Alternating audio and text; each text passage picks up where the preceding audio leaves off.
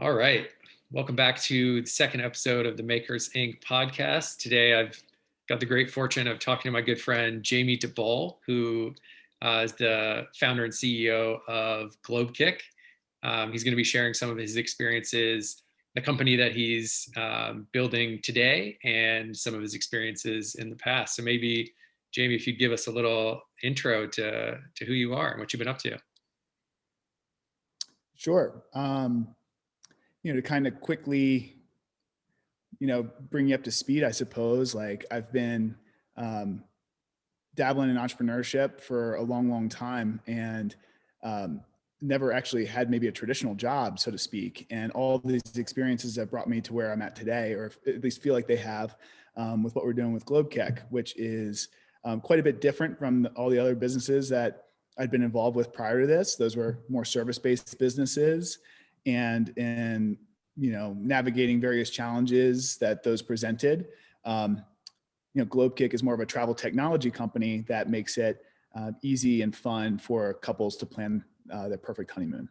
So kind of a new set of challenges, but excited about the ability to, really make an impact in the lives of people for a very meaningful experience for them.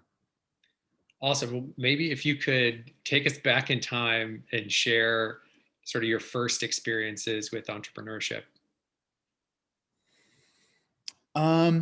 Sure. Yeah. Outside of I guess I'd always sort of had this little entrepreneurial bug, probably, planted in my head from my mom and dad, where, I could remember some of my earliest lessons from my dad saying, hey, why climb the corporate ladder when you can be the corporate ladder?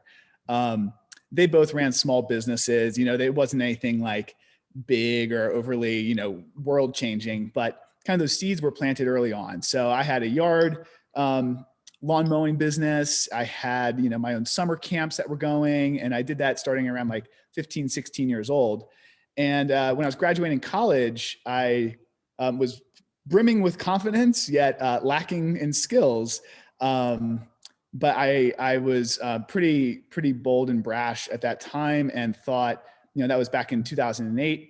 And I knew a lot of people were making a lot of money over in Asia, and things were booming over there economically.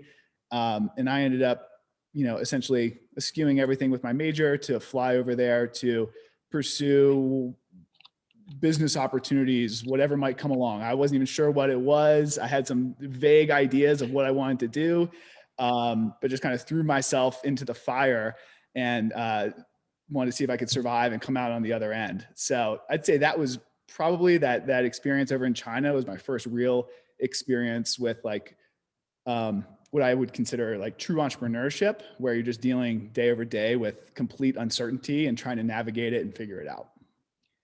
I love that. You just thought that a lot of money was being made and you were just going to go be a part of it. It's like there's a gold rush. You're heading out west. Yeah. I like it. Wait, so what did you end up doing? I don't know if I've heard this story. Yeah, so I took Mandarin Chinese as part of my coursework all through school. So I did have a little bit of a baseline for being able to navigate things over there. And I had this kind of very fuzzy, vague idea that I was going to get into. I'd always been very interested in like e-commerce and digital marketing, and how could I maybe set up a drop shipping company and use, sell things online and kind of cut out middlemen and ship directly from these warehouses over there, particularly as it related to a sport that I knew well, which was lacrosse. And so I went over there with kind of the rough goal of establishing some relationships, figuring out where the opportunities lied, and just kind of betting on myself to adapt and figure it out as I went along. But that was sort of the target. And it didn't work out that way, as it never does, right? But I did find a nice little pocket where I was essentially a middleman for expats moving over to China, and I could help them establish themselves in the city by finding an apartment, finding transportation, purchasing different things that they would need. And I was able to leverage my Mandarin skills to purchase these things at, it was like a local price, and the foreigner price is, 2 times whatever the locals are paying. So I was able to purchase it at a local price and sell it to a foreigner at below market price that they could receive and kind of take the delta there within. But I did that I had a pretty, there's a lot of people moving over there to like teach English and needed jobs. I was helping them get set up with their jobs and, plugged into the different schools. So there was a never ending stream of potential clients, but, essentially it was a expat relocation kind of consulting service that made its home over there in Shanghai back in 2008 and 2009. That's right. Buy it for $1, sell it for $2. That's so cool. I did not know that story. I realized that you had moved over there. I didn't know that's what you were doing. So how does that relate to, or how long did that last before you ended up moving back to the States? That lasted about a year. It was very stressful at that time. It was, as technically a foreigner over there working illegally, I wasn't able to open a bank account. I wasn't able to really establish myself or my business. So stuffing tons of money underneath the mattress and hoping, someone doesn't find it. And it presented a lot of challenges. And in that time, I met some folks, and this was kind of right around that time that, Timothy Ferriss's 4-Hour Workweek was coming out. And I was starting to form my mentality towards entrepreneurship or what kind of business I would like to be involved with. I was working really long days over there. It was stressful. It was difficult. And this kind of, new way of looking at, a lifestyle that, business or a side hustle that could support myself became increasingly attractive. And I ended up, coming back to Austin, Texas, where I chased the person I was dating at the time. And, Austin became attractive for a lot of reasons. It was a cool, booming, young city. And there was a lot of low hanging fruit from a business perspective where deep expertise in the sport of lacrosse, I was able to kind of come in there in a market that was still emerging and have relative expertise to others in the area and ultimately build, kind of a thriving business that the goal was to always digital marketing. I love the leverage that it provided, even though I didn't have the skill set for it necessarily. But I came back and started what was essentially like the ESPN of Texas high school lacrosse and used all of that web traffic that was coming to read about rankings and what's going on in the state and all this stuff, and used that platform to launch all my own camps, clinics, tournaments, and travel teams. And it was when you know something well, you can do it pretty easily. And I'm fortunate that I love coaching. I love the impact that my coaches have made on my life and the impact I was able to make on these kids' lives, whether they were third grade or high school. So it was a lot of fun. Eventually, I was ready to change it up, which I did in 2015 to start Globekick. But throughout that process, I learned a lot, both about myself and entrepreneurship and kind of everywhere in between. So a really fun and valuable experience. And that's what drew me from China back to the States and kind of set me up to where I am today. So that's super interesting. You created a digital platform where you were sort of aggregating content about lacrosse in the area. How were you driving traffic? Like, how were you marketing that site and getting eyeballs on it? Yeah, it was pretty easy and very grassroots organic. Everyone loves to read about themselves and their team. So, like rankings is a very easy way to start, and then contacting, basically going door to door to contact every coach in the area and then in the state and saying, hey, I'd like to write a feature on you and your team, an upcoming, season preview, word of mouth naturally spread from there. And before we knew it, we were having 20,000 people a month visiting the website without any sort of traditional advertising dollar being spent. That's really cool. And a good reminder of like, even though you ended up getting all this inbound traffic and you didn't have to pay to get people to come to the site, you still had to do all the hard work to go door to door and make those contacts and you're sort of selling, you're not trying to get them to buy anything, but you're building those relationships and writing that content. How were you how are you determining rankings? Yeah, I created, just borrowing from what was working in, what I'd seen being seemingly done well online. I would, straw poll various coaches. I wanted to keep as many people from around the state as engaged as possible. So I'd have all my experts, weigh in on who they thought after each week was, what are the state rankings looking like? I had my own little team of they were, basically full-time lacrosse coaches at this point, as well as working with me, who were writing articles and getting like in-depth knowledge on, games. And we're going and scouting different teams, the top teams in the state, and just having a lot of fun with it. And then coming out with our own sort of ranking, which was always controversial, as well as, some sort of coaches ranking, where we were able to include more people from around the area. That's so cool.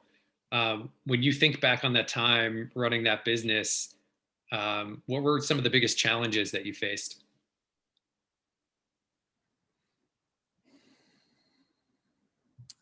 I was very, very fortunate to have an opportunity to get acquired in 2015, and the time I felt had come for me to do that. Primarily because the challenge was, I wasn't generating revenue through the website. I hadn't quite. I'd done a good job bringing eyeballs to the site, but my revenue driving, engines of the business were all events, in-person events that required me to be there, which was generally, with kids being in school and whatnot, it's nights and weekends. So you develop these very close relationships with these families and these kids who you're really invested in their success, and you care about them and you want them to achieve their dreams. And it helping them achieve their dreams in a certain sense necessitates you being there every weekend to support them in that. So the biggest challenge was, sort of some version of what, like, golden handcuffs, like, oh, this business is doing well, I'm enjoying it, but it's limiting my ability to do other things. And now that I'm feeling like I'm ready for a new challenge, or I want to grow in a certain capacity, or I want to travel or do something else, you feel these really strong relationship ties with people that you've been working with for years upon years, and you don't want to leave them in a lurch. Yeah, that's tough when things are going well with your business, but it's no longer where you want to be spending your time. That's a very difficult place to be, and I'm sure a difficult decision to make. You mentioned you ended up getting acquired. Do you mind sharing what you can about that process? Sure. Yeah, it really kind of came out of nowhere. It was, Central Texas was really starting to grow. And, from being in sort of at a much earlier stage and developing relationships, whether that's with various coaches in town or parents, or access to facilities and fields, which were particularly challenging to come across. We had built quite the little network. And as larger regional or national players started to eyeball the Central Texas market as someplace that they wanted to expand into, they face basically the choice of coming in and trying to recreate what I've done in the area and try and leverage their brand name to do that, and compete with me in the process, or they could try and find a way to, essentially buy me out. And I could transfer a lot of those relationships and those contacts, and kind of help oversee a transition period where I can get them settled in the market, and kind of instantly become that market leader that we had built ourselves. So a little bit tricky and sticky, and you obviously want to team up with the right group to make sure that these kids and these families are well taken care of. And so there was a bit of a feeling out process with a few different folks who were trying to come into Central Texas at that time. But ultimately, we made the decision that we thought was going to be best for us. It wasn't about how much money can we make off of this acquisition. At that time, it was more about how do we leave these people we care about in good hands, and how do we try and make the best outcome for everybody. Yeah, that makes total sense. And thinking about alignment between the two organizations is obviously such an important part of ensuring the long-term success of that acquisition. I'm curious if you could share any advice that you would give to someone who's, at that stage or about to go through that process, and in ways that you were able to effectively evaluate the different uh, groups that you were considering? Yeah, that's interesting. So much of it comes down to reputation and talking with folks, parents from maybe other what am I looking for? Other markets that these companies operate in, and seeing what's being said about the organization, what's being said about the coaches, what's being said about the leadership.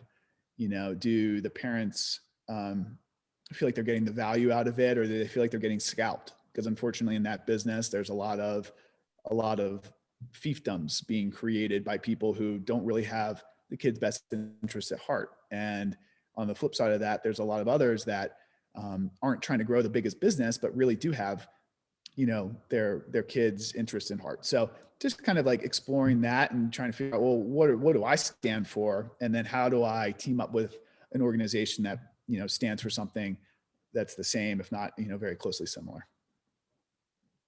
Very It's about cool. values. Yeah. And I'm curious about, did you have employees at the time, and how did you, if yes, how did you manage the transition through the acquisition for your employees? I did prior to the acquisition, but I've kind of gone on and off with employees versus 1099 contractors, and Texas law has made it a lot increasingly easier to essentially bring on people as contractors rather than full time employees. So um, essentially, I went that route. So the acquisition, I didn't have employees to really consider so much, as I had a large network of coaches that you know, uh, supplemented a significant portion of their income by working, events or working with me in some way, shape, or form. So, trying to leave them in a good spot was important, but ultimately it was up to the new incoming regime to, work with the resources that they were allotted to figure out what they want to do with it. And I tried to set everyone up for success in that process. Cool. So when I think about, you mentioned one of the major challenges for you was that, so you had this asset, you had a digital asset that was, getting traffic, and you were struggling to monetize in a way that didn't require you to be there. It wasn't scalable. It was all events. Um, like now you've run, another business for several years. You've got, a whole new uh, set of perspectives based on sort of, additional years of operating businesses and working in the sort of digital marketing and sort of variety of different spaces, and thinking about businesses for that much longer. If you could do one thing different um, at your time during the lacrosse business, like what would be the one change you would make? I would have definitely diversified the revenue streams and tried to lean more into, I would have made a more concerted effort to branch into um, digital product. So much of the value that we were providing was knowledge based, and I would have looked to have continued to increase, not just giving away free content and free knowledge. I'm always happy to do that, but so much of the world of sports at youth, for better or for worse, I think oftentimes for worse, revolves around recruiting and what coaches or what people can help, me and my son, or daughter, you know, um, ultimately achieve their dreams, but, get that scholarship. And it's unfortunate. Parents pay a exorbitant amount of money, you know, at the behest of these experts that are there to supposedly look out for them. Um, you know, thousands upon thousands of dollars every summer going and chasing around different camps, tournaments, clinics, all these things. I would have leaned much more heavily into some premium content, some evergreen kind of content that really could add value to and shed light in areas that I could see these parents really needed it, and have diversified in that way to leverage the traffic base into more premium content or like courses and subscriptions. This was back 2011 through 2015. It was still very early for some of those things, and the tools to make those available, weren't nearly as readily like at your fingertips as they are today. So it's something I could ideate, but I didn't really have the skill set or the tools at my disposal, or at least I didn't feel like I did, in order to bring that to life. And looking back, I did if I just maybe stuck with that a little bit longer. Got it. Yeah. Maybe tell us a little bit about the transition then into Globe Kick. Sure. So I think actually this is interesting. When I kind of stepped back in 2015, and I thought, um, why am I doing this? Like, what do I want my life to be about? And I think, to borrow from Simon Sinek, it's very much like everything starts with why. Why are you doing something? And I haven't always had great answers for that throughout, my professional career and whatnot. But at this time, I started to really figure out what I wanted to do. There's so many. I could dovetail on this forever, in terms of, I think, knowing your why will help you figure out what advice to listen to, because there's a lot of conflicting advice out there, and knowing what kind of business you want to create because it aligns with what you want to do with your life and what your why really is kind of where you have to start. But at that time, I realized, I really wanted to help more people travel the world. Some of the most formative times in my life had been from China or from traveling with friends who became, best friends and whatnot. And the life experience that I'd been able to gain, and was very fortunate to be able to gain, throughout my 20s, I wanted to help other people do that. And the biggest barrier to that was remote work, or being stuck, I should say, in not being able to work remotely. So we were sort of in 2015, the transition, I really wanted to make a meaningful contribution to the world and to people's lives. And I don't want to necessarily do that just through, athletics and sports and, recruiting for colleges and the seemingly like endless hamster wheel of these poor kids. So it was at that time that I basically took some time off in 2015, traveled a little bit. And when I returned back to Austin, decided, what, I can see this, emerging trend in the market with digital nomads and remote workers and whatnot. And the biggest gap, everyone's looking around on social media and you see all these glamorous photos of people traveling the world and you're dreaming about, oh, how do I do that? And the reality is it's not that difficult. And I wanted, at that time, we started Globe Kick to basically help people make that transition from someone who was an office-based worker into someone who was working more remotely and feeling empowered in their ability to do that and travel the world with other people doing that with a sense of community and with a sense of security. And I thought that's how I could make a more meaningful contribution in the world. And that's what kind of gave me the boost to pursue it.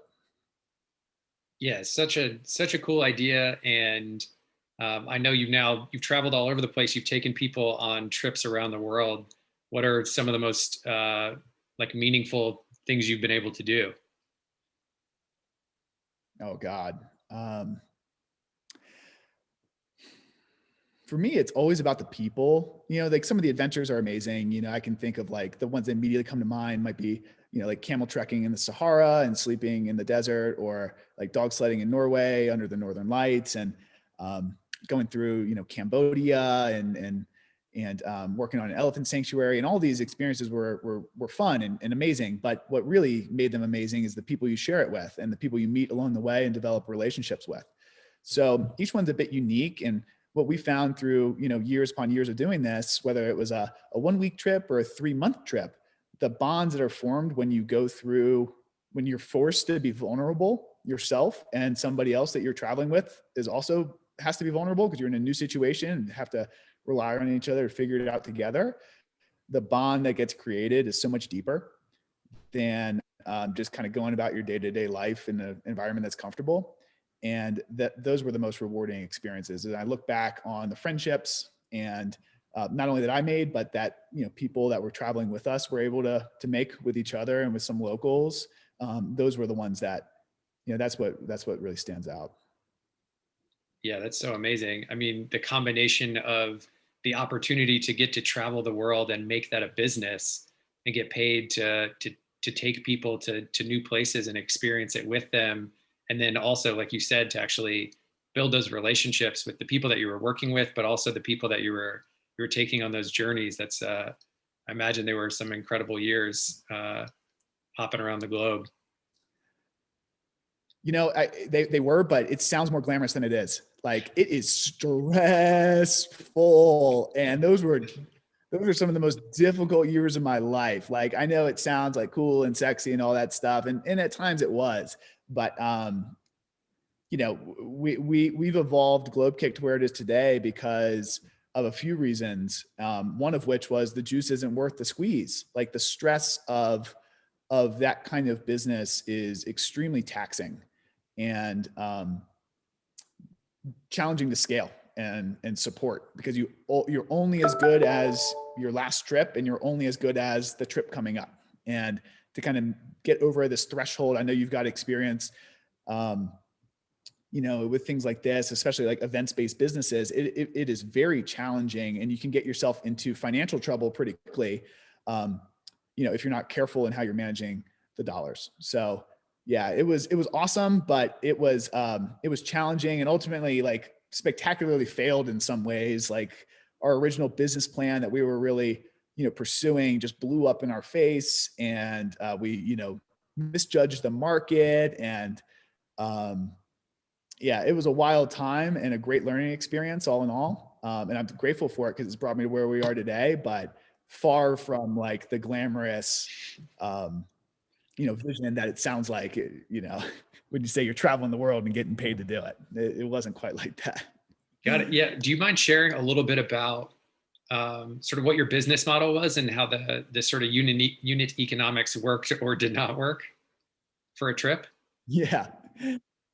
Yeah. So it was essentially like, we started out, um, we wanted to ride, to take a step back. We were riding these overarching trends that, millennials are dissatisfied in the workplace, and they're changing jobs every 26 months on average.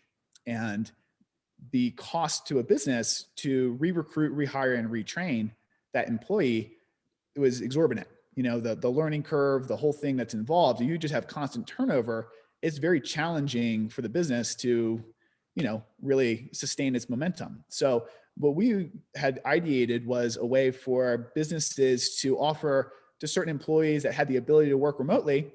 What we were thinking was Globekick's 1 to 3 month long trips would be a great employee incentive and a way to attract and retain top professional talent. Hit certain performance metrics, you unlock this benefit that allows you to go and work from Barcelona for a month or two. And, the company pays for that in exchange for you sticking around and, continuing your job. Because theoretically you're happy there. And so we started out like with a very B2C direct to consumer model. And it was like a rocket ship out the gate. In our first few months, we'd done like $250,000 in revenue. It was, the product seemed to be flying off the shelves. It seemed like everybody wanted us. And we thought, wow, this is going better than we expected. And in the process of running that trip, though, a couple of things occurred. One, we kept spending to acquire new customers for future, trips. And it takes a good deal of like foresight and planning and relationships to stand up a new month-long experience with apartments and co-working space and all this stuff in a new city. And a lot of money has to get put down in advance in order to secure those relationships and secure, essentially what you need. So we were spending quite a bit. And after our first sort of trip, we realized, we might be in trouble here, because the sales cycle with these companies takes a while to develop. Oh yeah, this does sound interesting. Let me know how it's going, and let's stay in touch. And I want to sell this to other people, in our leadership team. And what ended up happening on our first trip was like 50% of the people quit their jobs. There's a subsect that was working for themselves and was able to do that on their own time. There's a sect that had quit their job or left their job like right in advance so they could travel for that 3 months without being encumbered. And there's a section that was working and had to do that work from abroad. And now if you think about it practically, you're in like Valencia, Spain, or, Portugal, Lisbon, Portugal, and you have to work US based hours. So now it's, you're basically, you're 6 to 7 hours ahead over there. So now you're working like 2 to 10 PM from Valencia, Spain, while all your friends are, you know, just, hanging out and having fun and exploring. And what people were doing was just quitting their job. Like, you know what? There's only 6 more weeks. Like, I'm going to enjoy my time here. Screw the job. Like, so what we, rather than, helping attract and retain company, employees, all these employees were leaving the company.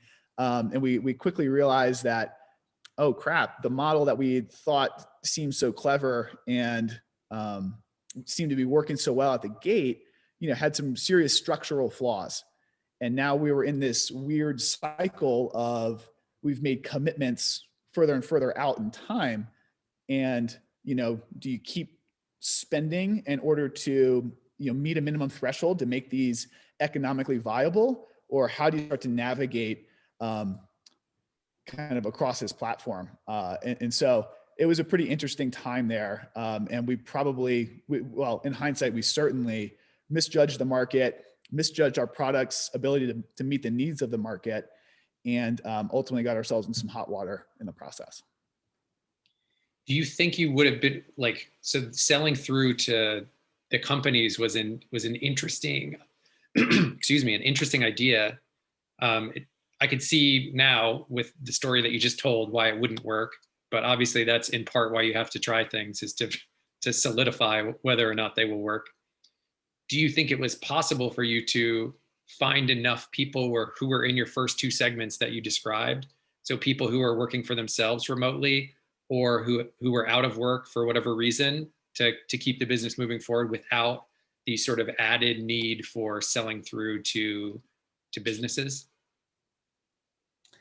Yes, certainly the market was there amongst those people, but the solution wasn't. What ended up, this kind of interesting thing ended up happening where on the trips themselves, a certain point in time came when certain folks or basically decided like, wait a second, why am I paying Globekick for some of this stuff? I can find my own Airbnb. I'm just going to do that instead, or I should just do that instead. And they kind of, I don't want to be disparaging in any way. I completely understand the psychology behind it. But what would end up happening was, the model was systemically broken, because even though we were the impetus, like the safety net and the kind of like the nudge that so many people needed in order to make the leap and come and do something like this and change up their life and go and travel with a community of other people, once they got there, they attributed all that to themselves. Like, not, our ability to maybe help them expand their horizon a little bit, or provide the level of support and comfort that they needed in order to make the leap. So the exchange of value became murky, and increasingly murky the longer that these experience would last. You kind of go through this interesting arc where right at the beginning of the trip, everyone's, thrilled. This new cohort has come together and people are meeting other people from all around the world and loving it.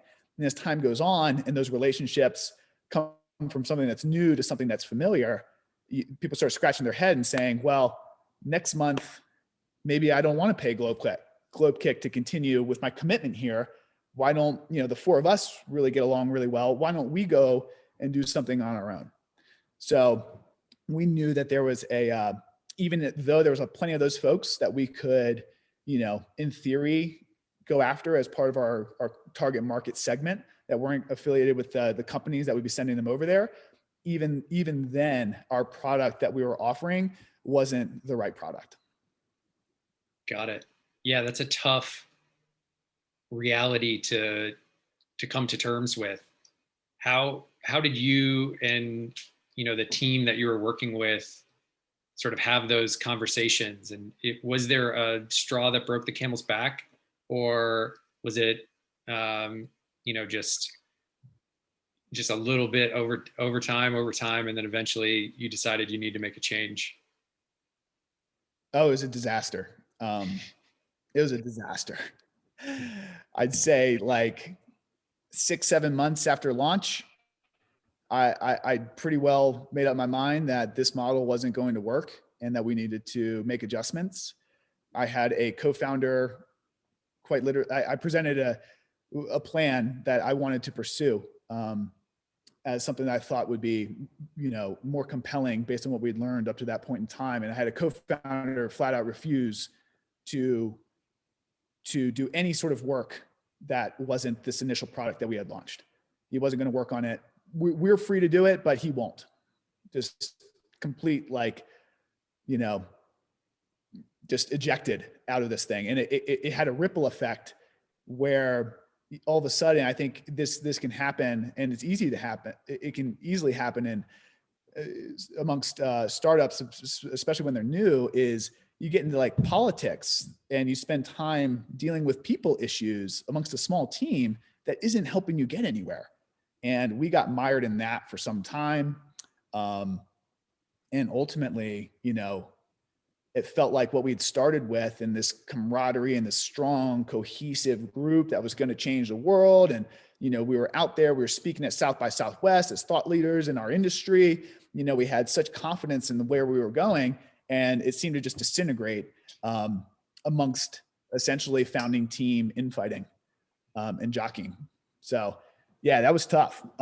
Went through some difficult years there, but I think one of the best lessons that, for any entrepreneur is,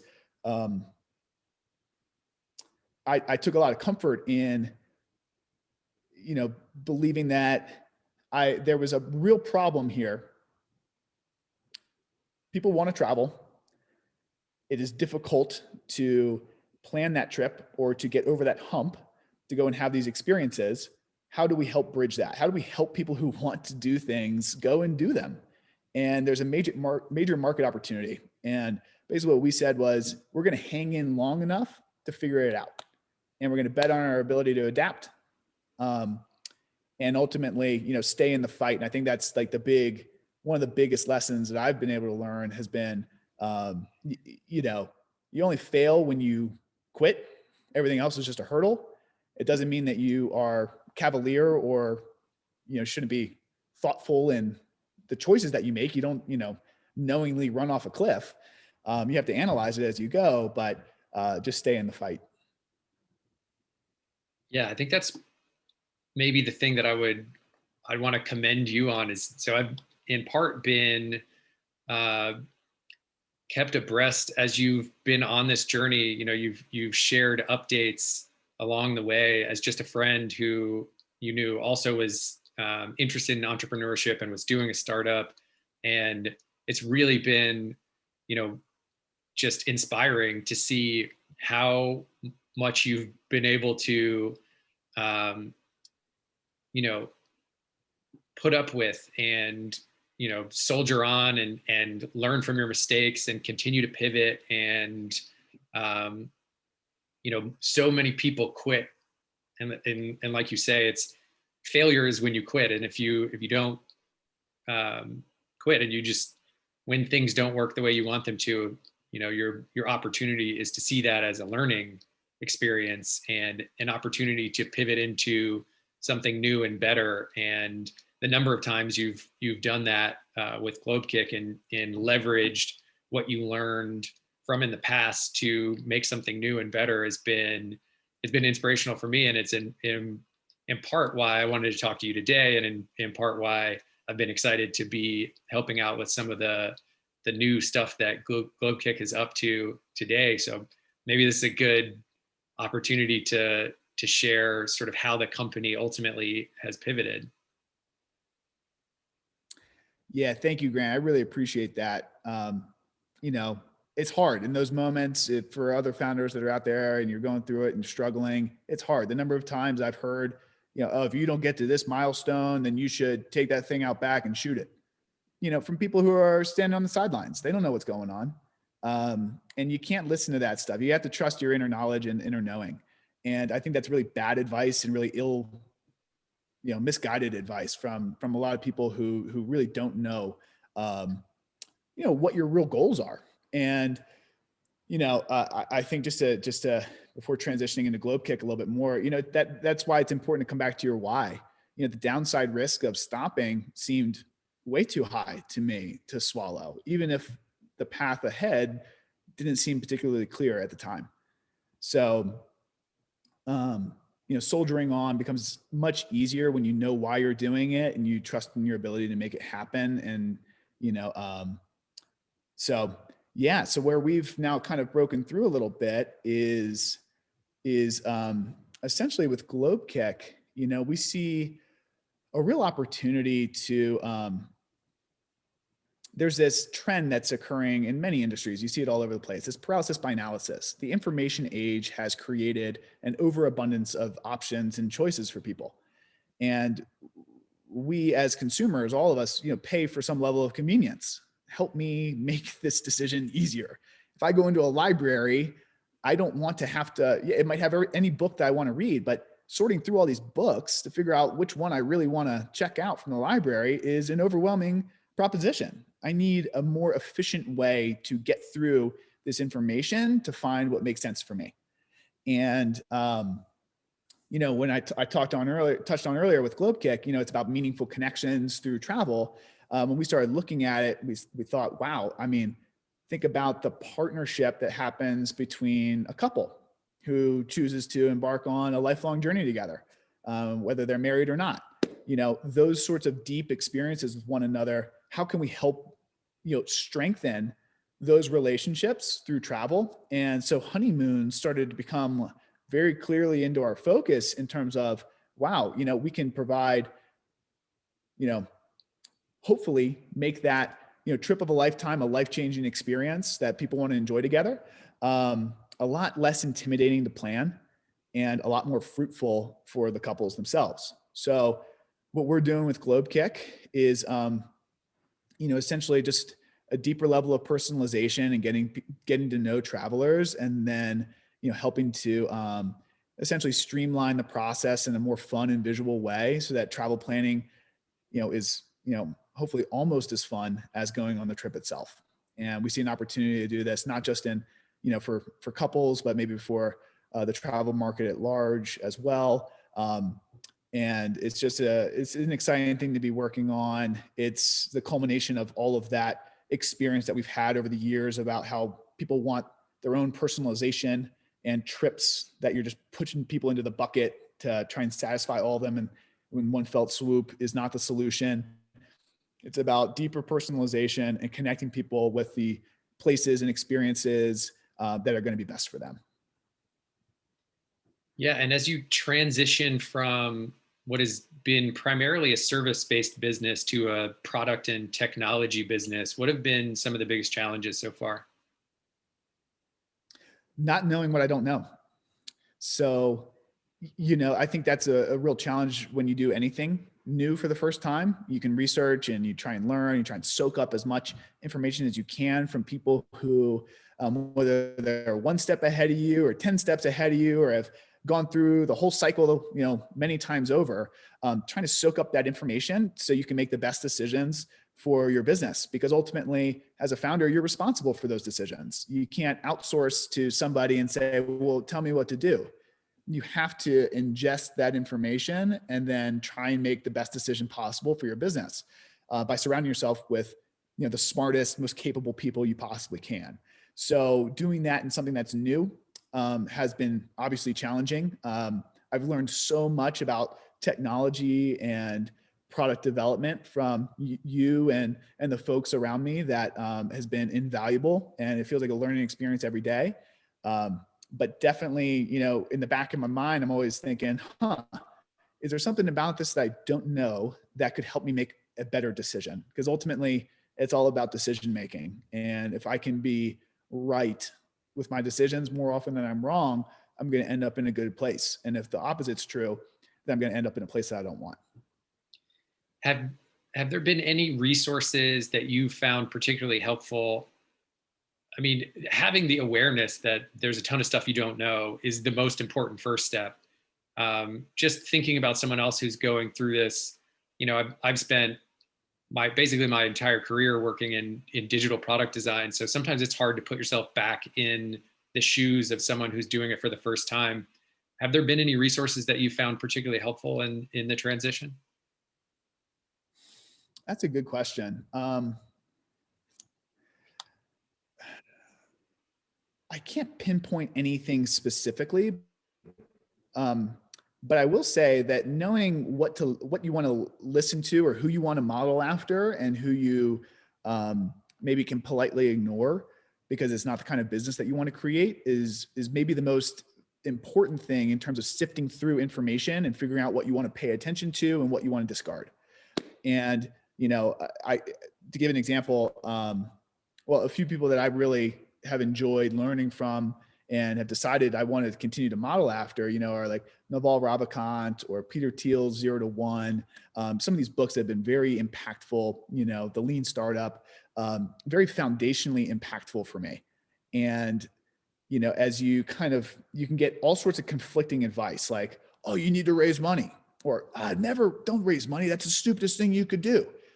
Everyone's got an opinion, and there's a lot of noise out there, and there's a lot of people who are experts, in startups, but not like, startups are so vastly different. What kind of business are you trying to create? Is it service based? Is it technology based? Are you trying to build the next Facebook? Or are you trying to build a nice little side hustle? Like, you can't take just some advice that you read and say, this applies to my business. You have to be able to filter that to know whether it applies to your business. So you need to know what you want to create, and then you need to find that information that's out there that it aligns with what you want to create, and follow that and trust those people. And it's not that this other advice is bad advice. It's just, if they don't have real knowledge of where you want to go and what you want to do and what you want to create, then the advice might not be relevant. And it's a dangerous spot to just take any advice that comes along from someone who's been there before, but doesn't know enough about you to make a really meaningful recommendation. Yeah, that so directly ties back into one of the through lines here around understanding your why. Like, the why of what you're doing is so important, because then the what and the how can change. And you've sort of got guardrails to understand, like, there are certain whats and there are certain hows that do not help me accomplish the foundational why of my business. And therefore they're out of bounds, or that particular advice from that particular source doesn't make sense for the type of business I'm trying to create, based on my sort of underlying understanding of the sort of the purpose of the project in its sort of foundation. So that's super helpful, which also reminds me that, I think one of the biggest challenges in very early on in my career, before I got into startups, I worked at a marketing firm that would go into established businesses and sort of try to apply and work with the sort of founding team and the executive, the C-suite, to go through a sort of workshop to define what is the company's why, how, and what, which in retrospect is just such a difficult exercise to do retroactively, like when you've been operating a business for decades, which I think is why it's so helpful if you're doing a startup, if you're at the beginning stages of your project or your business. Like, you might be wrong and it might change, but it's very helpful to define those things up front, and starting in the middle, like your why, like, why do you want to do this? And the better understanding you have of the why puts you in a position you can take a stab at what the what will be and how you'll go about doing it. And those things might be your pivots. You may change over time. As we've heard, directly from you, Jamie, it's like, for Globekick, you had a core why, and then you were able to try something out in the market, really give it a solid try and see if it could work. And then with clear eyes, acknowledge when it wasn't working, sort of recenter to that why and pivot into something else that could accomplish that same goal. So I think it's just so important for people to take the time early on to know what it is that they want out of what they're doing. Otherwise, you can find yourself way off course very quickly. Very well said. Very well said.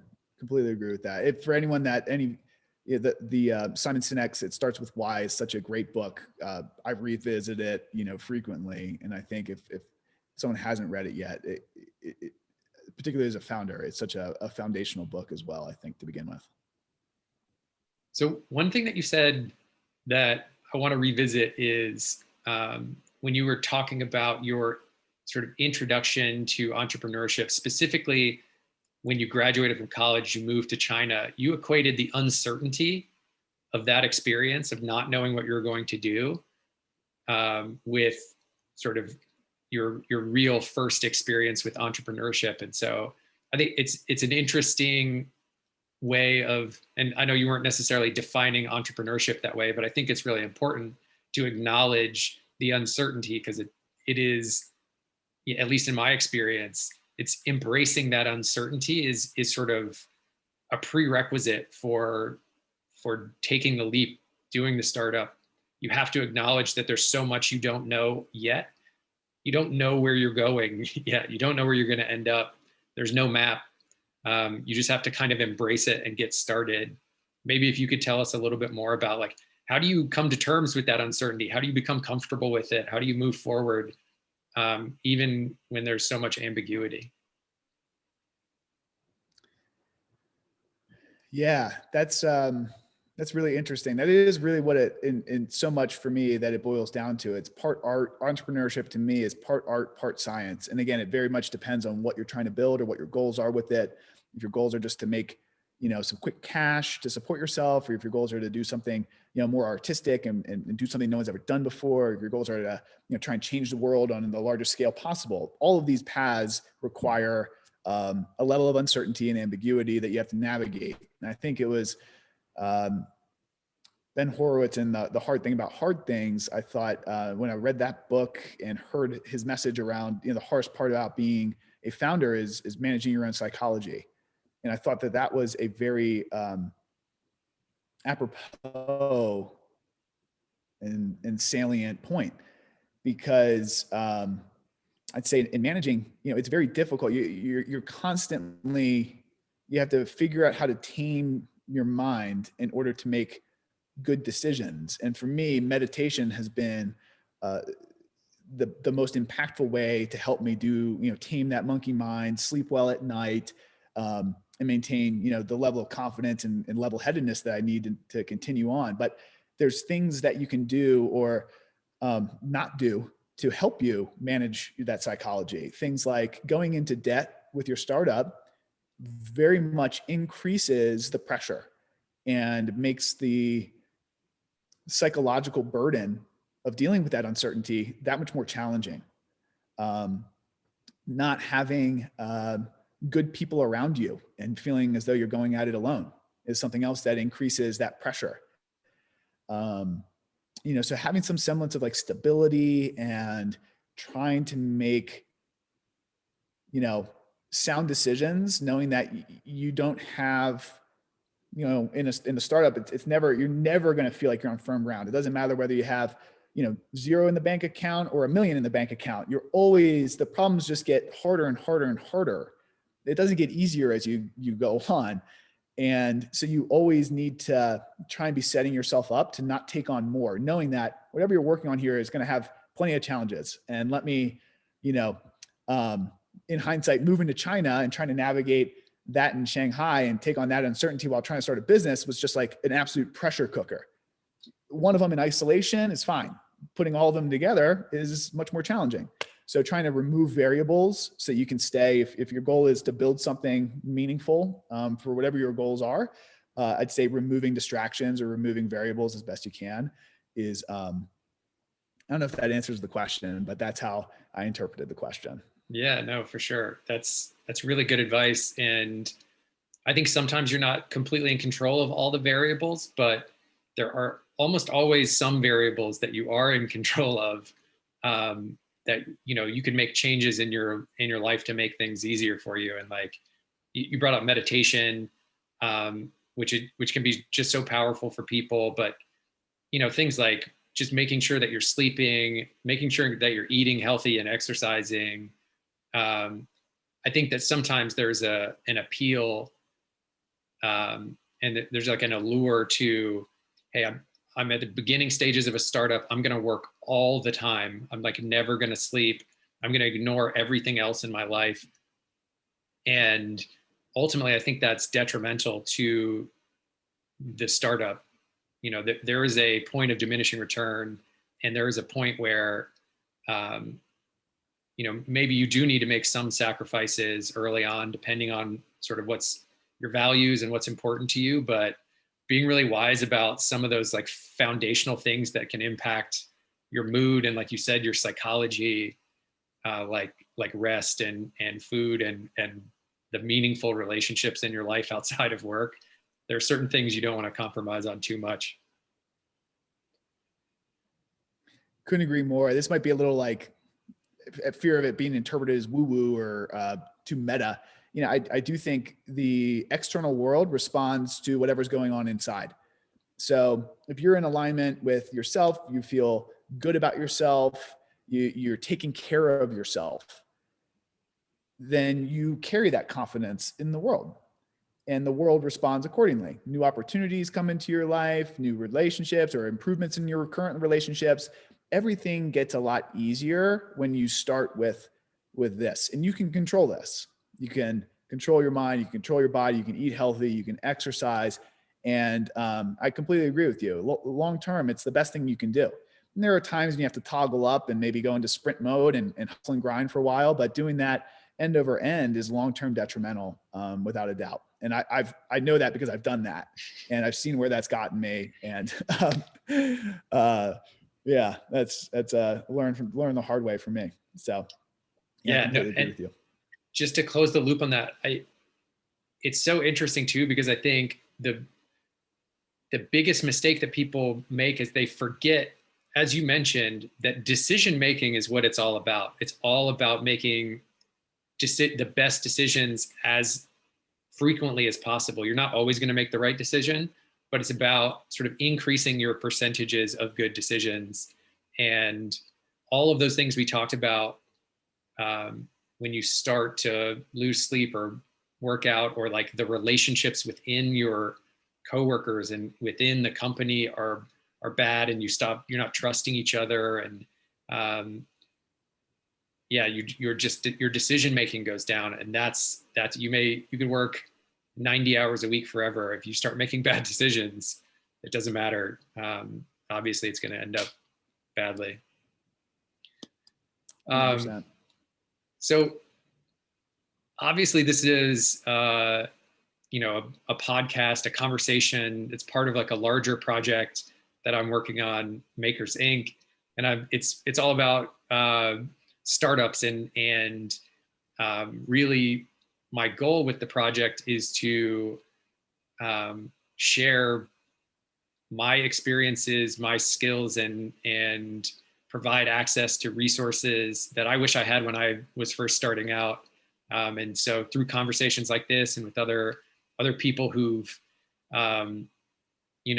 been through different things and have learned from their experiences, hopefully people will find it valuable. So I really appreciate you taking the time to share your wisdom, share your journey in entrepreneurship. And I think the most exciting thing about it is it feels like it's just getting started.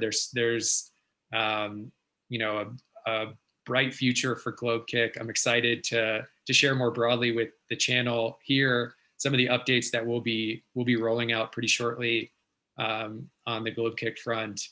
And I'm curious, as I'm also at the beginning of starting this project with Makers Inc. I'm curious if you have any advice for me. Well,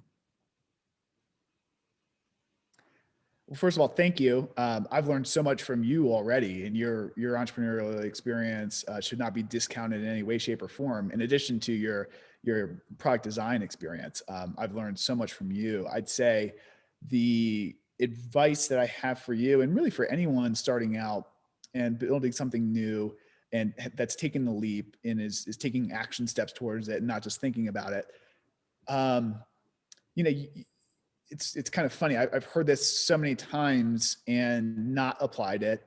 And when I've applied it, everything's gotten so much easier. And that is, know exactly who your customer is and speak to that person. The ideal target market is a target market of one. What are the defining characteristics of, who is Makers Inc. for? Is it for the person doing the side hustle? Is it for the person that has huge dreams that wants to, start out in a very low cost kind of way? Is it, for someone else entirely? It can satisfy all of those segments, but knowing which one you want to, truly go after first, has brought so much clarity when I've applied this. I know it sounds very simple, but the biggest things start with, the smallest little segments and go really be the best you can for that one particular segment, and everything else becomes so much easier. I've learned that one the hard way more than once. And so I'd say that's my piece of advice for you as you're starting out here, and continuing to hone in on who's going to be getting the most value from Makers Inc. Absolutely. That is great advice, and something that I know I need to continue pushing on. So I appreciate you sort of reinforcing that. Where can people find you online if they want to check you out? Oh, I'm like a hermit on there, trying to stay off the path. I'm on LinkedIn, and Jamie@globekick.com is probably the easiest way to reach me. But I go on and off Instagram. I haven't dabbled a whole lot in Twitter at this stage, and I haven't really spent a ton of time on some of this other stuff. I'll go through these dark periods where I just, it just doesn't feel like at that moment in my life it's adding a whole lot of value. So I just I'll kind of set it down for a while. But LinkedIn and email are pretty tried and true. Got it. And globekick.com, the best place to see what you're up to on the new business. Bam. Awesome. Well, Yep.